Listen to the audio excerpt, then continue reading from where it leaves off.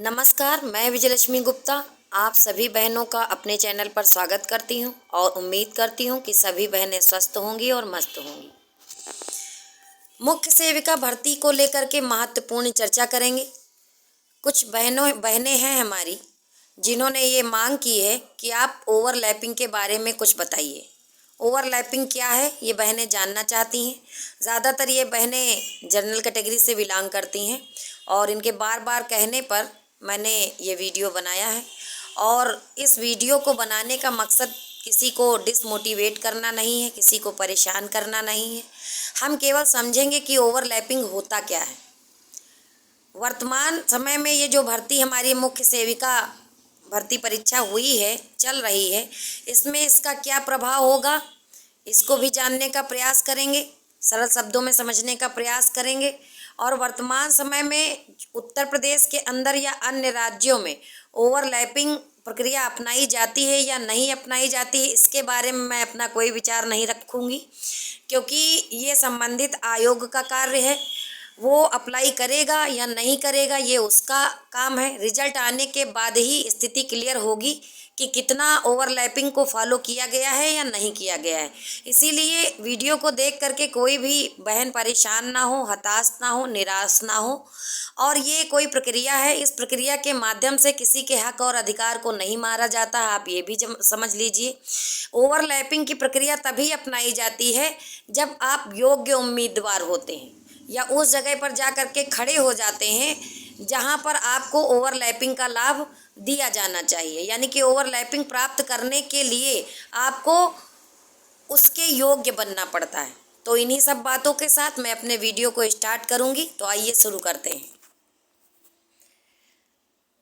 Overlapping है क्या, इसको समझने के लिए सबसे पहले इस शब्द का हम लोग मीनिंग समझ लेते हैं। ओवरलैप, इसका इंग्लिश में मीनिंग है to party cover another object, है ना। इसका इंग्लिश में मीनिंग है to party cover another object. Hindi में इसको समझते हैं। हिंदी में ओवरलैप शब्द का मतलब होता है अतिच्छादित करना, अतिव्याप्त करना या एक वस्तु का दूसरी वस्तु के कुछ अंश को ढक लेना। यानी कि ये कह सकते हैं कि कोई वस्तु है जिसके कुछ भाग पर कुछ और लोग अपनी योग्यता के कारण अधिकार प्राप्त कर लेते हैं। मतलब ऐसा नहीं है कि किसी सिंपैथी में या किसी दुश्मनी में उनको वो चीज़ मिल जाती है, बल्कि वो अपनी योग्यता के कारण वहाँ पर अधिकारी बन जाते हैं, वहाँ पर अधिकार प्राप्त कर लेते हैं।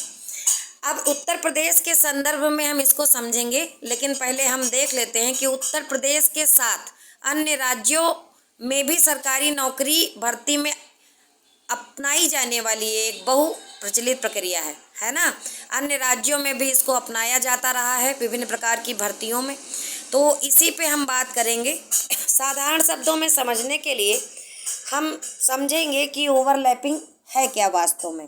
सभी जितनी भी हमारी अभ्यर्थी हैं, भाई बहन हैं, वो सभी जानते हैं कि प्रत्येक जब भर्ती निकलती है तो उसमें वर्ग पदों की सूची निकलती है ना।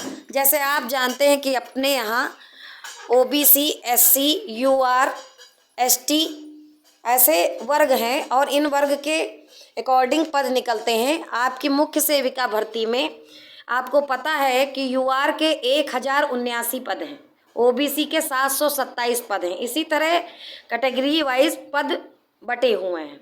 लेकिन चूंकि UR कैटेगरी में सबसे ज़्यादा पद हैं, लगभग 50% पद इसी कैटेगरी में होते हैं।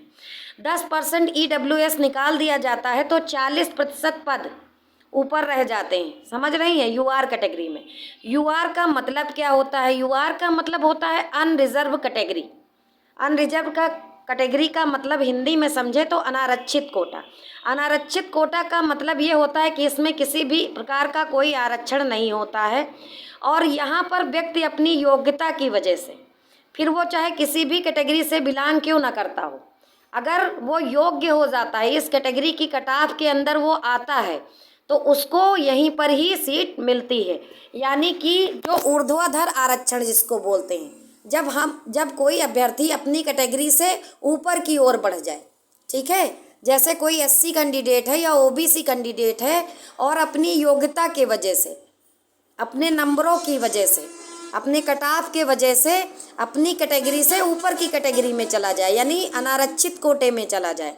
तो अनारक्षित कोटे की कटाव अलग ही जारी होती है, आप जानते ही हैं। मतलब जितने भी कोटे हैं, चाहे EWS हो, चाहे OBC हो, चाहे SC हो और UR हो, इनकी अलग अलग वर्गवार पदों की संख्या है। लेकिन अनारक्षित जो पद होते हैं उन पर सभी लोग दावेदारी कर सकते हैं, लेकिन ये दावेदारी ऐसे नहीं हो पाती है कि कोई भी जा कर के वहाँ पर पा जाएगा।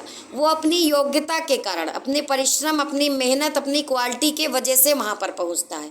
देखिए, यहाँ पर मैं किसी वर्ग का पक्ष नहीं ले रही हूँ, निष्पक्ष होकर बात कर रही हूँ। अनारक्षित कोटे में सभी को मिलता है मौका, यदि उसकी कटाव अनारक्षित कोटे के बराबर हो जाती है। तो अब यहाँ पर आप सोचेंगे कि प्रभाव क्या पड़ेगा, नुकसान किसको होगा, फ़ायदा किसको होगा। देखिए, इसमें कोई बुरा नहीं मनाएगा और कोई टेंशन भी नहीं लेगा। मैं बिल्कुल पक्षपात होकर के निष्पक्ष रूप से बोलना चाहूँगी यहाँ पर, और उम्मीद है कि आप लोग इसको समझने का भी प्रयास करेंगे। कोई भी व्यक्ति अपनी क्वालिटी के कारण ही अनारक्षित कोटे में ओवरलैप कर सकता है, ठीक है, जब उसकी कटाव UR के बराबर हो जाए या उसके नंबर UR कैटेगरी के बराबर हो जाए, तो वहाँ पर वो पहुँच जाएगा, वो चाहे किसी भी कैटेगरी का व्यक्ति हो। तो इससे जो नुकसान होता है वो किसी व्यक्ति का नुकसान नहीं होता है, नुकसान होता है सीटों का। कैसे होता है? जब आरक्षित कोटे के उम्मीदवार अनारक्षित कोटे के उम्मीदवारों के बराबर नंबर प्राप्त कर लेते हैं तो उनका चयन UR कैटेगरी में हो जाता है, जिससे होता क्या है कि जो उनकी आरक्षित कैटेगरी होती है वहाँ पर क्या होता है कि सीटें कम भरती हैं, समझ रहे हैं, यानी अपनी कैटेगरी में सीट ना लेकर के वो ऊपर ले लेते हैं, तो उनकी वाली सीट उनकी कैटेगरी में खाली हो जाती है, जिसके कारण जो आरक्षित कोटे के कम गुणांक के यानी कम नंबर पाने वाले व्यक्ति होते हैं वो अपनी कैटेगरी में सीट प्राप्त कर लेते हैं। वहीं पर जब UR कैटेगरी में नीचे की कैटेगरी के लोग ऊपर पहुंच जाते हैं, फाइट कर लेते हैं अपनी क्वालिटी के वजह से, तो वहां पर क्या होता है कि कंपटीशन बढ़ जाता है। फिर UR कैटेगरी से बिलोंग यानी कि जो सामान्य वर्ग के अभ्यर्थी होते हैं उनमें जो लो गुणांक होता है उनका चयन थोड़ा मुश्किल से हो पाता है ना।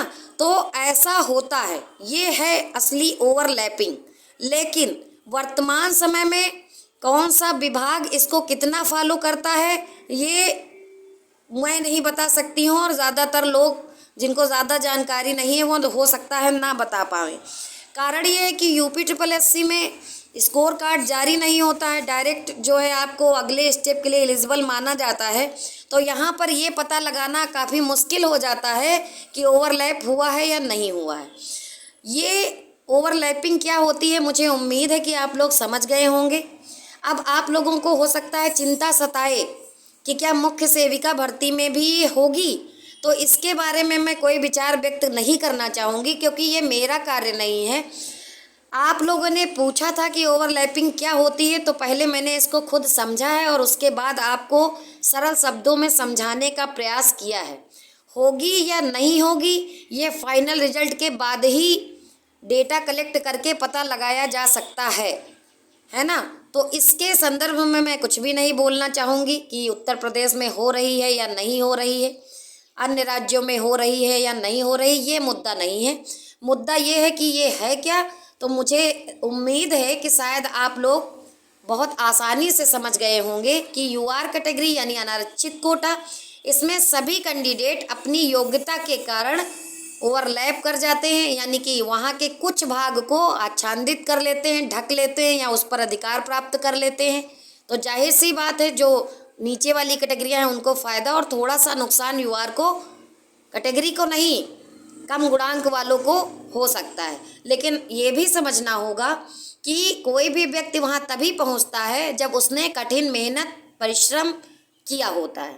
उम्मीद है वीडियो आप सभी को पसंद आया होगा, और अगर जानकारी अच्छी लगी तो वीडियो को लाइक कर लीजिए, क्योंकि लाइक करने से आपका कुछ नहीं जाएगा लेकिन मुझे थोड़ा अच्छा लगेगा। वीडियो को शेयर कर लीजिए और चैनल को सब्सक्राइब अवश्य कर लीजिए। जल्द ही मिलेंगे अगली वीडियो में। वीडियो में समय देने के लिए धन्यवाद।